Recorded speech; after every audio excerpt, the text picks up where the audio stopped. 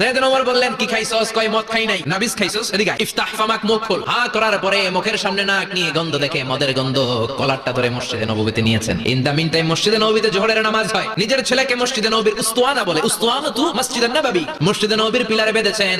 যেহেতু উনি খলিফা, মসজিদে নববীর ইমাম, জোহরের নামাজের ইমামতি করলেন। সালাম ফিরালেন, আসসালামু আলাইকুম ওয়া রাহমাতুল্লাহ, আসসালামু আলাইকুম ওয়া রাহমাতুল্লাহ। সালামের পর বললেন, মাকানাকুম ইনদানা হাদ, সুন্নতের পর বসে যাবেন, আমাদের একটা হদ আছে, মানে গুরুদণ্ড আছে, বসবেন। হাজার হাজার মানুষ সবাই ওযু করে যখন ঢুকতেছিল, দেখে আবু শামা পিলারে বাঁধা। সবাই তো আশ্চর্য, কি আজীব তামাশা, প্রেসিডেন্টের পোলা বাঁধা। নামাজের পরে বাইরে আসার পরে হাজার হাজার মানুষ তাকিয়ে আছে, কানাঘুষা শুরু হয়ে যায়। সবাই বলে, কি হয়েছে? ওমর চেয়ারে বসে জল্লাদরে ডাকলেন। জল্লাদ চাবুক এনে দাঁড়ালেন। ওমর বললেন, ইবদা বিসমিল্লাহ, শুরু কর। জল্লাদ মারতে শুরু করেছে। ওয়াহিদ, ইতনাইন, তালাতা, তিনটা মারার পরে এক থাপ্পড় মেরে জল্লাদকে 3 হাত দূরে ফেলে দিলেন। ধমক দিয়ে বললেন, তুই চাবুক মারস নাকি চাকরি বাসাস?